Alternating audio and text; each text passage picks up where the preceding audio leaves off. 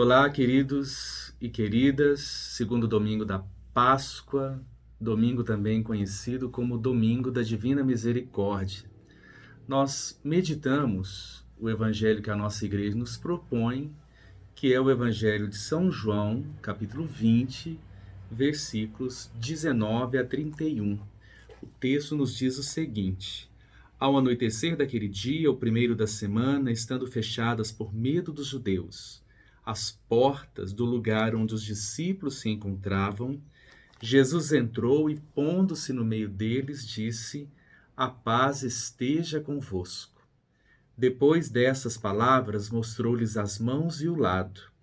Então os discípulos se alegraram por verem o Senhor. Novamente Jesus disse: A paz esteja convosco. Como o Pai me enviou, também eu vos envio. E depois de ter dito isso, soprou sobre eles e disse: Recebei o Espírito Santo. A quem perdoardes os pecados, eles lhes serão perdoados. A quem os não perdoardes, eles lhes serão retidos. Tomé, chamado Dídimo, que era um dos 12, não estava com eles quando Jesus veio. Os outros discípulos contaram-lhe depois: Vimos o Senhor. Mas Tomé disse-lhes: Se eu não vir a marca dos pregos em suas mãos, se eu não puser o dedo nas marcas dos pregos e não puser a mão no seu lado, não acreditarei. 8 dias depois, encontravam-se os discípulos novamente reunidos em casa e Tomé estava com eles. Estando fechadas as portas, Jesus entrou, pôs-se no meio deles e disse: A paz esteja convosco. Depois disse a Tomé: Põe o teu dedo aqui e olha as minhas mãos. Estende a tua mão e coloca no meu lado, e não sejas incrédulo, mas fiel. Tomé respondeu: Meu Senhor e meu Deus. Jesus lhe disse: Acreditaste porque me viste? Bem-aventurados os que creram sem terem visto. Jesus realizou muitos outros sinais diante dos discípulos, que não estão escritos neste livro, mas estes foram escritos para que acrediteis que Jesus é o Cristo, o Filho de Deus, e para que, crendo, tenhais a vida em seu nome. Nós podemos dividir este texto que nós acabamos de ouvir, riquíssimo do Evangelho de São João, em duas partes. A primeira parte, dos versículos 19 a 25, que nos mostra os discípulos com muito medo. Medo é um sentimento que começou a reinar muito no coração dos discípulos depois da experiência da cruz. Então reina o medo, a insegurança, as portas estão trancadas e nesse ambiente o Cristo se manifesta desejando a paz. É uma coisa que nós temos que guardar no nosso coração e que nos ajuda a refletir muito nessas passagens da ressurreição do Senhor. O Cristo ressuscitado sempre deseja a paz. No texto que nós acabamos de ouvir, Jesus diz 3 vezes: A paz esteja convosco. A paz é justamente o contrário do medo. Medo esse que fez morada no coração dos discípulos. E o Jesus ressuscitado nos mostra aos seus discípulos as mãos e o lado. O ressuscitado é o crucificado. Jesus mostra as chagas para dizer aos seus discípulos e a nós: sou eu. É interessante como que Jesus mostra isso para os seus discípulos. O ressuscitado realmente carrega as marcas da paixão, carrega as marcas do sofrimento, e estas marcas, mesmo após a ressurreição, não foram apagadas. E como nós ouvimos também, o Pentecostes para São João acontece no mesmo dia da ressurreição. Jesus ele sopra sobre os seus discípulos e diz: Recebei o Espírito Santo. Para São João, então, O Pentecostes acontece no mesmo dia da ressurreição, diferente de São Lucas, que coloca o Pentecostes 50 dias após a ressurreição de Jesus. Nessa primeira parte do texto de São João, Tomé não estava na comunidade.